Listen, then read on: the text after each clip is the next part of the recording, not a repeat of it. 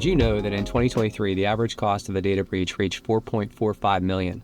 Cyber threats are more sophisticated than ever, and businesses of all sizes are at risk. Today, we're diving into how companies can stay ahead of these challenges with expert insights from CTN Solutions. Joining me today is Moss Jacobson of CTN Solutions, a national award-winning managed services provider that specializes in compliance, cybersecurity, IT management, and talent acquisition. Their managed services simplify cybersecurity and IT operations with 24/7 monitoring, support, and strategic guidance. Moss leads CTN's IT practice, bringing expertise in governance, risk and compliance, cybersecurity strategy, and organizational change management.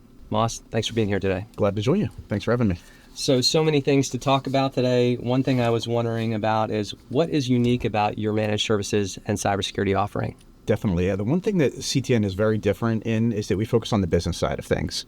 So, I'm not an engineer. I know enough to be dangerous, but my background and my experience is in business process and business innovation, as you said. So we're really looking at how IT, cybersecurity, compliance, just technology overall can have an impact on business.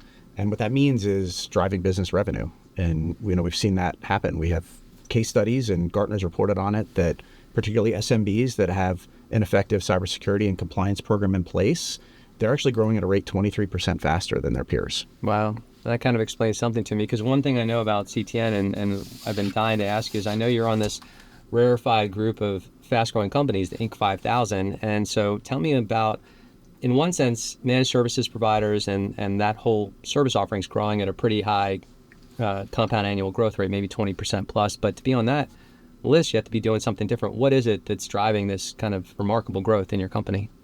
So we've really focused on the cybersecurity and the compliance side of things. And I think that really is what has driven the change. We candidly won't work with companies who only require just the IT management side of things. So we require all of our customers to have an advanced security stack. That obviously limits our risk and limits theirs. And then we also have those ongoing dialogues with them related to compliance. That may be driven by what their customers are asking for. Maybe it's legal requirements, but that really is our focus. And that's really what's driving the revenue growth. And I'll just add to the Inc. 5000, we've also been awarded a number of recognitions from the Channel Company, one of our industry associations, for both fast growth and innovation as well in our space. I think that's a high compliment to your organization and something we're very proud to have you as part of Profound's partner network. So talking more broadly about the cybersecurity landscape and what we're seeing these days, threats have evolved, different things out here in recent years, but what are some of the more significant challenges for businesses today trying to sidestep or stay ahead of the key risks that are out there? The biggest risk that we're seeing right now is with email. That's the highest threat vector right now is business email compromise. And there's a variety of methodologies, won't dive into them here, but it really requires taking kind of like a castle approach. So, that starts with what we call the human firewall. So more than 90% of breaches or incidents occur from human error. And so we really have to have, it starts at the top. We have to have a culture of security and compliance mindset.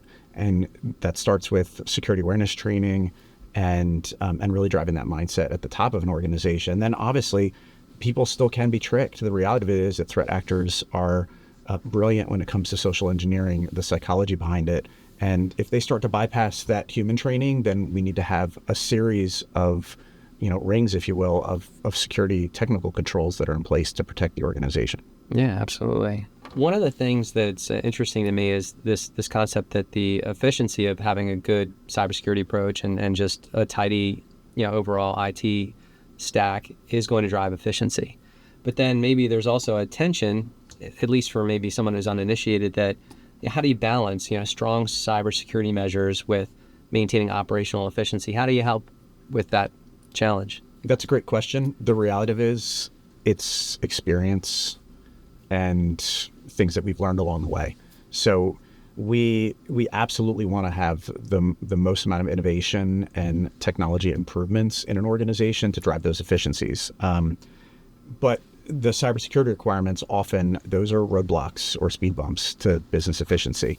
And so understanding how to navigate around those, whether it be, again, employee education or just having experimented with and then selected the right tools for our customers, that just comes with experience.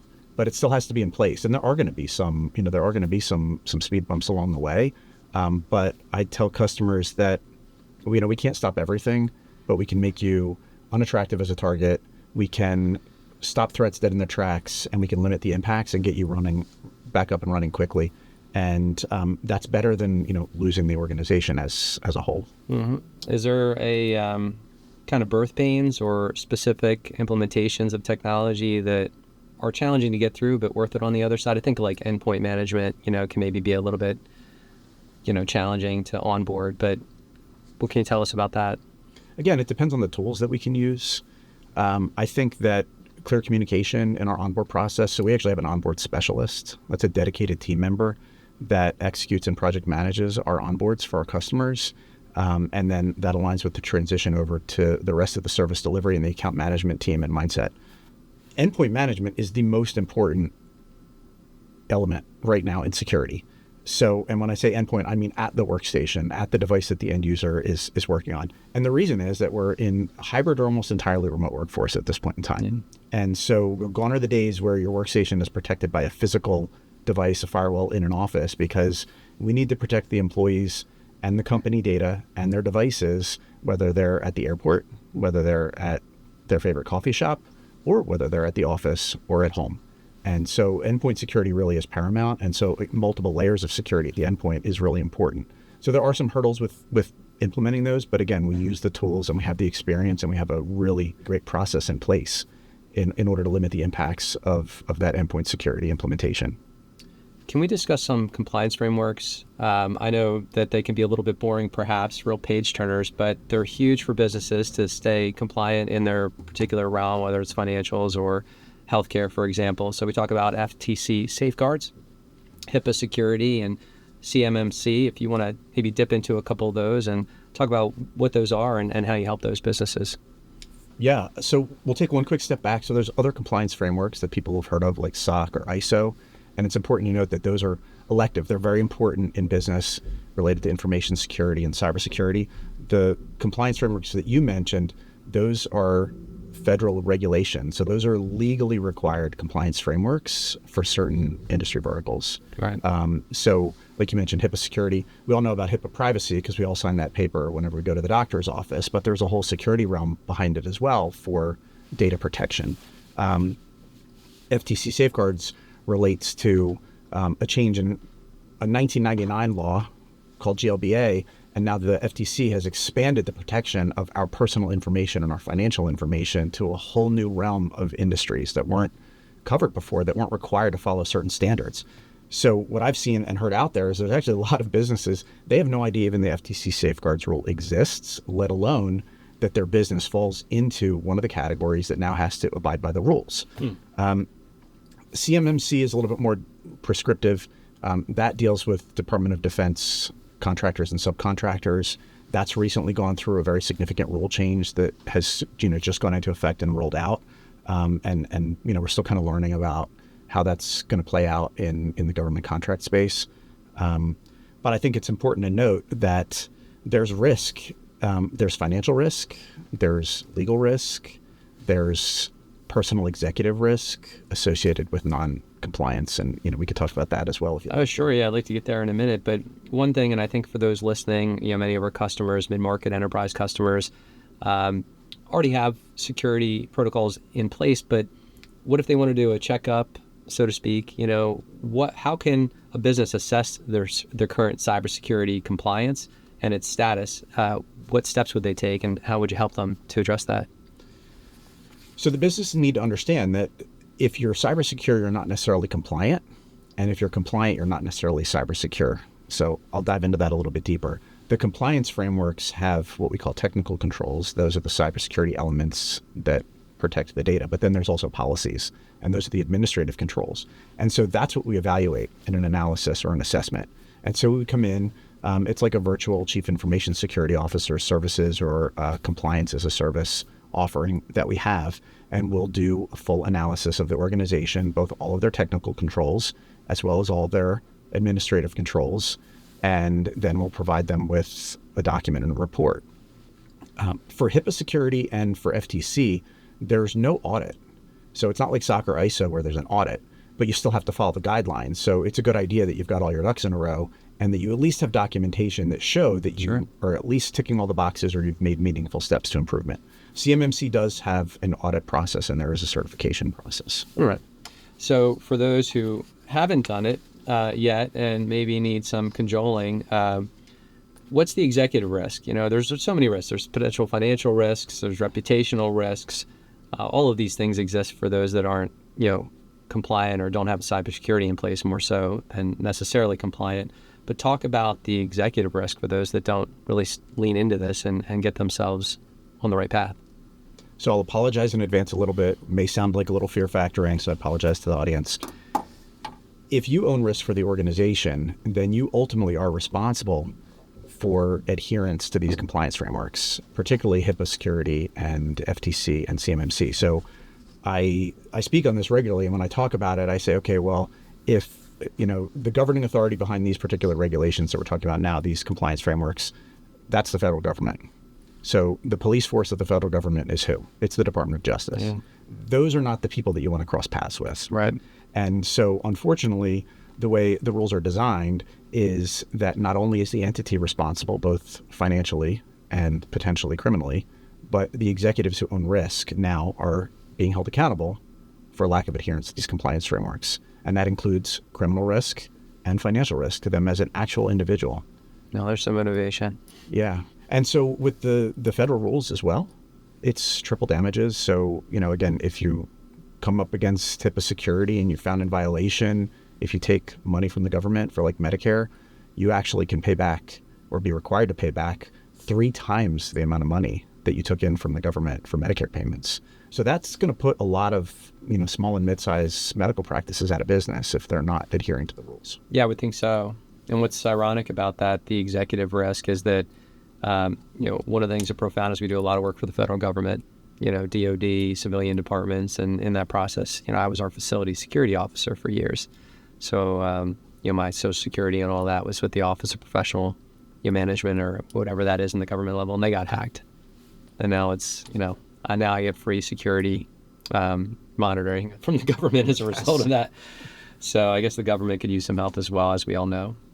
So talking about culture, in cybersecurity and just, fostering the right culture for cybersecurity awareness and strong compliance, how do you help with that? What are some of the things you do as you take on that role of maybe, virtual chief information security officer or fractional or that sort of thing to implement these cultural aspects that help them maintain and really perpetuate security? Change management is probably one of the hardest things that we do.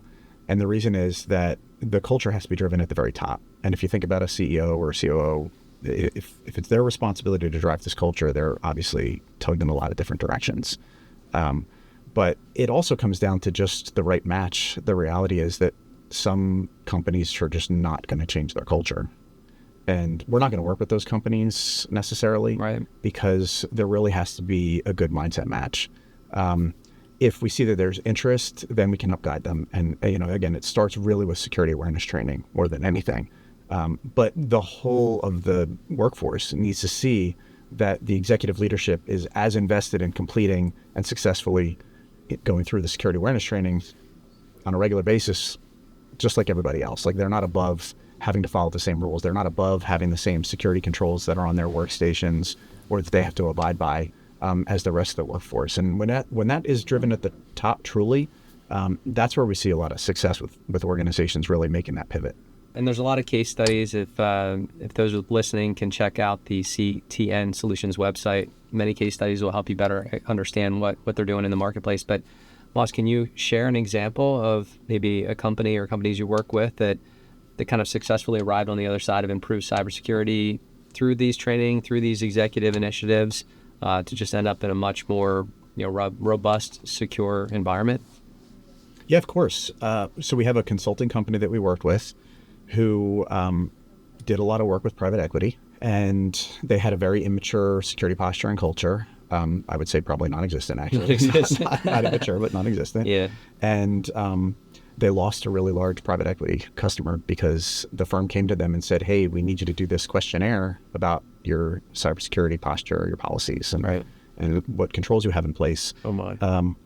And they really couldn't even fill out the document when it came right down to it. So they came to us and we said, okay, this isn't a heavy lift necessarily, but at least we have a baseline now of where you need to be, but we're going to actually take you above and beyond what they're requiring. And so, we brought them significantly upmarket in their culture, in their posture, in their mindset, as well as the technical controls that we put in place. And then subsequently, they had an opportunity to pitch for some new business with a new customer, also in the private equity space. And that customer came back to them and said, we've actually never had one of our vendors come back to us with this level of security, this thorough of a questionnaire. Wow. And so that in turn led to a significant increase in business that they were able to drive from this new customer. It actually made up for the loss of the other one. Wow, what a high compliment to your organization to put them in that position. That's great. So we're going to get into emerging trends here next, which is exciting because that's what's new. And one thing we notice as a business, functioning as an IT company, primarily in the meeting spaces, is many of these meeting room solutions, most actually have to be exposed to the public internet. The UC engines, the Teams rooms, because Teams largely owns that space. Also, there's Zoom as well. So just talking about our relationship, with CTN being an authorized agent, what's the value of having, a partnership with a company like Profound Technologies that you can trust your customers with for that aspect of the business? So we're really focused on staying in our lane. So we do compliance, cybersecurity, managed IT, and then we have talent acquisition, specialized for technology. So by having trusted partners like Profound, that enables us to focus on just what we do best. But at the same time, obviously what you do and we do are intertwined. So we need to rely on having competent, reliable partners like you guys to make sure that when our customers come to us and say, hey, we need to do this, we need to set up a Teams room. And I would say probably more than 95% of our customers are in the Microsoft ecosystem. So it's very common, like you said, but we need to rely on you to say, this is who you go to for that. And so we want our customers to come to us because obviously we have to work in conjunction with you in order to get these things set up and running. And we need to be confident that you are the sole provider that we can, send our customers to. And so that's what we do. And we want them to come to us for anything related to technology. And then again, we can rely on Profound to make sure that we're delivering best in class in the meeting room space as well. Yeah, agreed. And it works well for us too. When I started in IT 25 years ago, I was at an internet service provider and we literally did everything, and for many of our customers, the IT directors of the time, they did everything too. They had to know how to spin up a mail server, and get their Apache web server going, and they had their own, firewall appliance in place, and so many of those things. Nowadays, IT management is more like a caretaker, or someone is kind of an administrator who's basically handling, this is my cybersecurity company, this is my audiovisual company. So we also delight in that we get to stay in our swim lane, and that when it comes to, cybersecurity and concerns that we don't handle, we bring those customers to you. So yeah, we definitely enjoy that. So talking a little bit more broadly about cybersecurity, emerging trends, what are some of these emerging trends in cybersecurity and compliance that businesses should be prepared for? They're kind of coming, over the horizon now. In the space of cybersecurity, what we're really seeing is a shift to what we call zero trust. Essentially, it's, least privileged access. So everybody in the organization should have the least amount of access to data, to systems and whatnot. Zero trust takes it one step further. It really is like a denial by default for applications or access or anything. And that really can limit the ability for threats to run at a certain point. The other component with compliance is that they're always moving the goalposts. So the threat actors are advancing at a rate faster than generally the cybersecurity companies are. I saw something on LinkedIn a couple of weeks ago where somebody said, I feel like I'm in a good place if I'm one step behind the threat actors. It's about as fast as people can move these days. Exactly. So never one step ahead. And then the other thing that we probably should talk about is AI. Yeah, I was just going to ask you about that. So one thing I was thinking about with endpoint management, which is like a crucial part of someone's technology stack, is this concept of using AI to evaluate the behaviors and the goings on. But tell me a little bit more about AI's role with inside of, threat detection, like I just described, and maybe more broadly? It's been being used a lot, actually, already for years. I think it's evolving now to the point where it's kind of like a race, AI against AI. Unfortunately, the threat actors are able to use AI to develop and craft the best phishing emails that we've ever seen. And the other element behind it is that there's a lot of endpoint security solutions that rely on known threat signatures in the software. And with AI, essentially now, because they can write code, AI can write code, there's an unlimited number of threat signatures. So if that software is relying on a known signature, but one change in code changes the signature but doesn't change the execution of the application to still be malware, Right. then it may still get through some of these endpoint security solutions. And that's why we really rely on zero trust, because the signature then no longer matters, because if it's not approved software, it just can't run. Sure. The other element of AI is data security and information security. And so, we talked a little about Teams before, so kind of shift over to SharePoint for a second, but a lot of organizations and entities are trying to use AI for business improvement, for process improvement. It's been said that on average, an employee is saving 10, 20 hours a month if they're using, for example, Copilot. So I do recommend using Copilot, particularly within the organization, because you can set the data guardrails, the protections for information access within the Microsoft tenant, and Copilot is supposed to follow those same rules. So that can prevent access to, data that people shouldn't see. The other challenge that I'm seeing is that a lot of organizations have NDAs in place.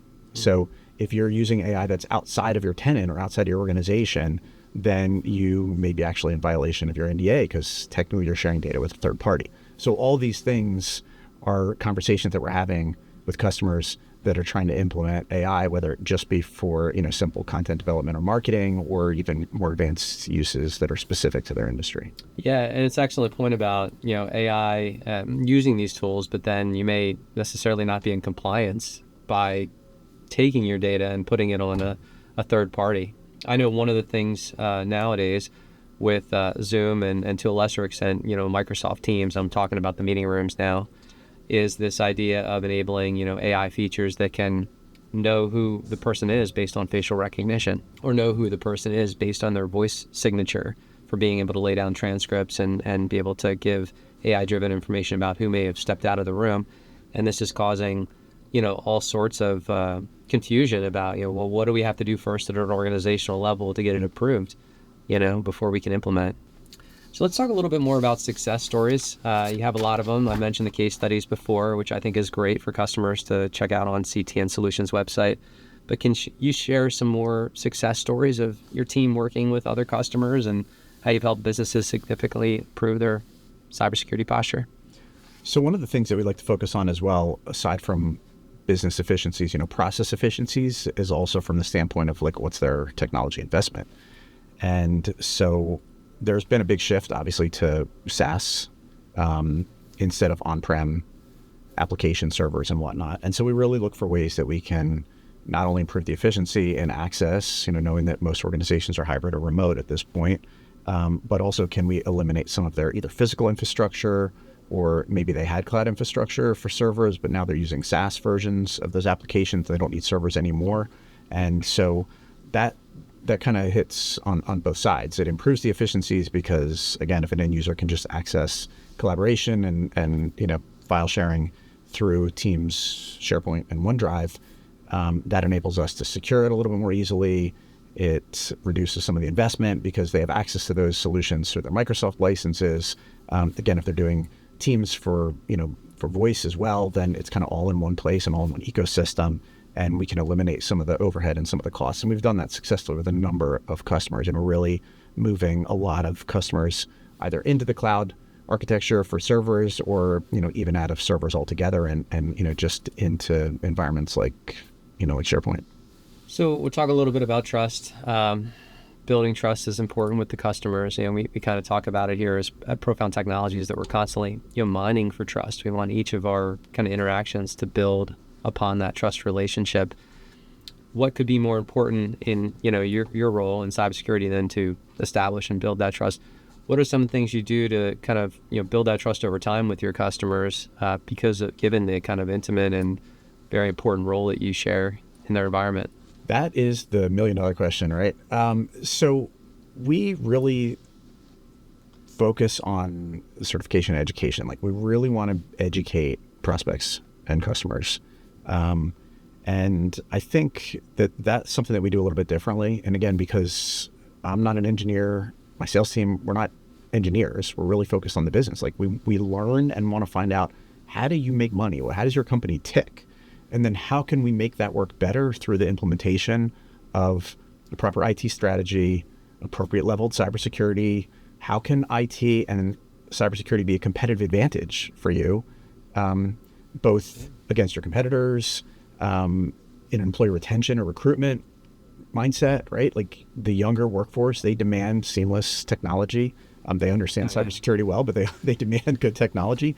And so I think when we're not trying to just sell technology, we're not just trying to sell these solutions, we're really trying to understand how they work first. And we're trying to educate even just prospects along the way.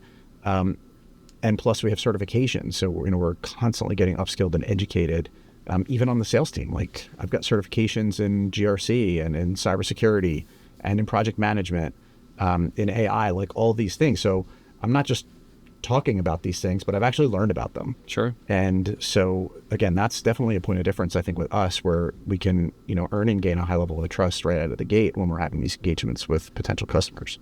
What are some of the biggest challenges when you're talking with the customer, you're kind of going through your motions of introducing them to what it is you do and how remarkably good you are at it, but maybe the challenge for that customer to move forward? Is it that they it's daunting, they don't know where to go next, or they already think they're secure but they're far from it? Is there a committee that it's hard to kind of bring together? What's the challenge to getting, because everybody needs it, what you're offering, probably, I don't know, there's probably a statistic where a high percentage of people actually think they're good but they're not. But what's that challenge when you're trying to introduce them to all of what you can provide, and yet what? I think the main thing is that we're dealing with different levels within the organization, kind of like you already said. And understanding at the highest levels of the organization the risk, and that they own the risk, like, that is critically important. If those people are not involved in the conversations, this kind of goes back to culture and mindset. The highest levels of the organization that information technology and cybersecurity and compliance roll up to need to be involved in these conversations. It's paramount. The other challenge is cost. I mean, costs are going up for everything. Our costs are going up with our vendors. Our prices are going up. But if you shop for cybersecurity on price, you're going to run into problems. And a lot of customers they'll pick their first MSP, their first managed service provider, the first IT company based on price. It's very rare that they're going to make that decision a second time based on price, not experience. So if forced to make the decision again, it's not going to be on price. You really do get what you pay for. There's national averages and benchmarks based on, what you should be paying per user or per seat. And a company like CTN that delivers advanced security has a highly educated team, has compliance competency. We're going to be on the higher end of that price spectrum. But our customers, they demand that. The industries that we work in, they need to have those advanced levels, those advanced credentials, and that advanced knowledge in order for them to be competitive, in order to be compliant, and in order to be cyber secure. Yeah, it's funny on the topic of pricing, we're in the same way. We can benchmark our offering because there's industry standards, and there's industry groups that show us that, and we might be middle of the range, maybe mid-high sometimes, depending on how customized the solution is. And it really is this idea that you get what you pay for. Here we are at Profound, we have the highest certification with Zoom, our affiliation with Microsoft and all these manufacturers takes time, and we have decades of experience. And so we often get people coming to us through the web, actually, because of our our marketing and our presence on the web, just talking about how they had a bad experience, and those people end up being customers every month, every week there's a new story. And it's just because when it comes to your collaboration, It's not two, we kind of joke, it's not two red solo cups in the string. It's these different layers of technology. It's this need to have a technology partner, which is kind of how we refer to ourselves, that knows the configuration management, that knows how to go in the admin portal and to help with the configuration, that knows how to work in conjunction with an MSP to make sure the network is configured in the QoS and that the different configuration management is in place. And so, yeah, I agree that people will make the mistake once, with hiring based on price. Just wrapping up on some of your, final thoughts here. New products, services that you're particularly excited about, launching in the near future. Here we are, coming into 2025. What are you seeing that you're excited about? There's a lot of change in the cybersecurity vendor marketplace for managed service providers. And so our team is constantly evaluating new solutions. So we beta test everything in-house first. We use it internally at CTN as well. And I think that there's a lot on the horizon that's becoming down the pike. I think the evolution in zero trust is really what's going to be driving the dialogue, particularly this year. And I think that it's critical that those zero trust type mindsets and tools are really put in place. That really should now become the first line of defense as opposed to the last line of defense. And candidly, we have some of our competitors that are touting some solutions that are new that they're using for cybersecurity that because of our advanced security stack, we actually are considering eliminating because they're no longer relevant. Oh, they're a layer maybe that we don't need any longer. And again, that's through, proactive evaluation and testing and understanding of what everything does and what's new available in the marketplace. That's good on you. So you know enough to say, yeah, we're going to skip that one because you don't have it right. Exactly. How about advice for business leaders looking to enhance their cybersecurity, in 2025? What should they be thinking about these strategies? I think the first thing is you got to start. Like if you don't have a program in place, you got to start. And the reality is that the SMB market is actually the hottest target. So threat actors aren't, they're not out there looking for, business A or business B. It's more along the lines of just kind of wandering down the street in the city and just yanking on car doors. They're just seeing, did somebody leave something unlocked? Can I just get in? It's, these are crimes of opportunity. And so I think that the businesses really need to take a hard look at that they're not being targeted. It's just that because it's known that they may be immature in their cybersecurity, in their risk management, they just need to start. And so doing a vulnerability scan or doing, a level 1 or level 2 pen test, something along those lines, is really going to give them some data behind where their current posture sits. Like, what do they look like right now? And then that's going to give them a roadmap of things that they can fix. And, I think really thinking about IT and cybersecurity as a part of the business, they need to have a seat at the executive table.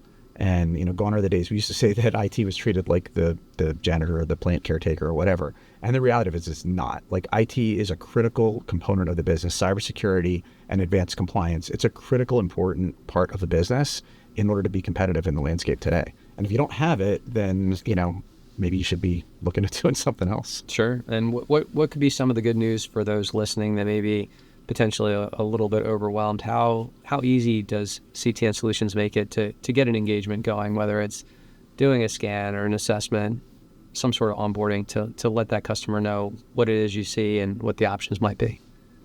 So we'll do a complimentary level 1 pen test or vulnerability scan for pretty much anyone that we speak with. And it's completely complimentary. And we think that it's really important to just have an understanding, like I said, a baseline of where your risks and your gaps exist. And as I said earlier, we're really about education. So, just want to learn about where you are and where you need to go, then we should talk about it.